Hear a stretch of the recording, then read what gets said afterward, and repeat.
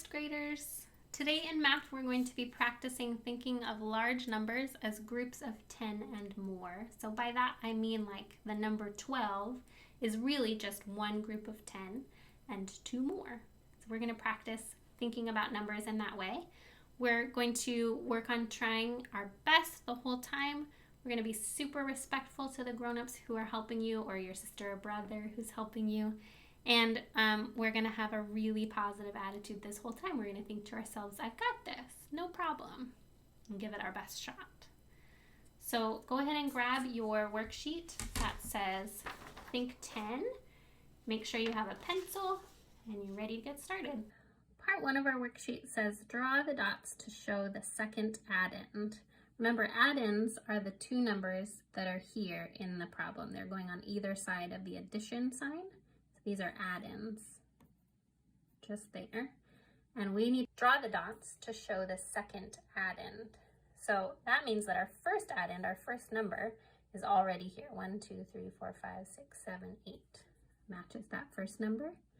And so our job is to draw the next number into the box.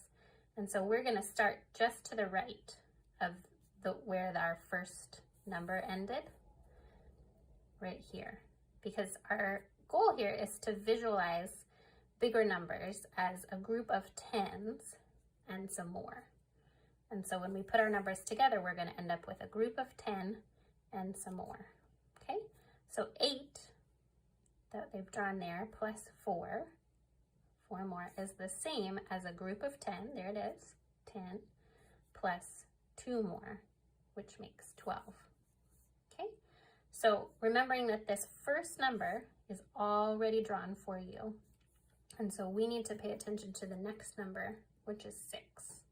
So we start here at the arrow. They've given us a handy arrow to start, and we need to draw 6 dots. So remembering in a 10 frame, we start in the left corner, and we're going to go all the way across the top row, and then we're going to start filling in the bottom row. So this is a 5-wise 10 frame, lots of vocabulary for us today. So that means we're going to fill in all 5 of the top before we start filling in the bottom. Okay, so I'm going to fill in my 6 dots. 1, 2, 3, 4, 5, 6. And that's helping me visualize this teen number that I'm ending up with as a group of 10. There's my 10, plus some more. Do you see how many more I have? I have 5 more. And so we know that 10 plus 5 is the same as 15.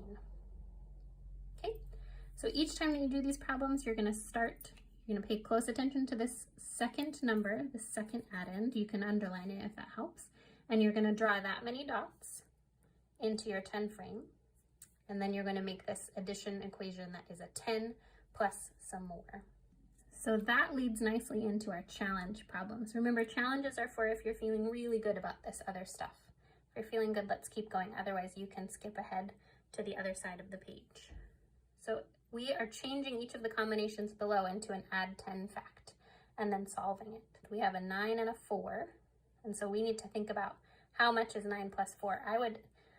If I were you, I would just solve this part first. So I'm going to use counting on as my strategy. So I'm going to start with 9. And I saw another teacher do this the other day. I can draw tally marks to help me. I can draw 4 more tally marks as I'm counting. So I can say 9, 10, 11, 12, 13. So I know that I need to get to the number 13. And that's going to help me figure out what goes here, because 10 plus something, hint, hint, look over here in the ones place, is going to make 13. So that's what I'd like you to do here. I want you to solve this first problem, figure out how many that is, and you can put it at the end, and then decide how much it is more than 10. 10 plus something makes your end number. Okay, and you can use this tally mark strategy if that's helpful, or you can count on your fingers, whatever works. Time to flip your paper over to the missing number grid number 1, and our attitude and general being goals are still the same, but our math goal has changed to counting and writing from 1 to 120. You're going to get some really great practice on that today. Okay, this side of the paper is called the missing numbers grid 1, and so they have filled in some of the numbers from 1 to 120, but you need to fill in the rest. Families, at this point in the year, our goal is that students are able to confidently and fluently count all the way from 1 to 120. So we want them to be able to slow down and fill in the blanks and not have to go all the way back here to 1. When they've filled in a number, we want them to be able to keep counting all the way. So counting along and filling in the numbers as you go, and then checking to make sure it makes sense. We know that there are patterns in a 120 chart. Things are laid out so that the 2s all go down this way, and we know that we can follow the 10s across. All of these will be 30s until we get to the end. So if you are going along and all of a sudden you have a number that ends in a 4 here in the 2s column, then something has gone funny, and so you need to double check and go back. That's why we recommend using a pencil, so that you can use your eraser to fix it up if you need to. So go ahead and fill out your 120 grid. All right, first graders, great job on your math worksheet. Please make sure to send a picture of your work to your teacher, the front and the back, so that they can see the excellent work that you did today. And come back again and see me for another math video next time. Bye.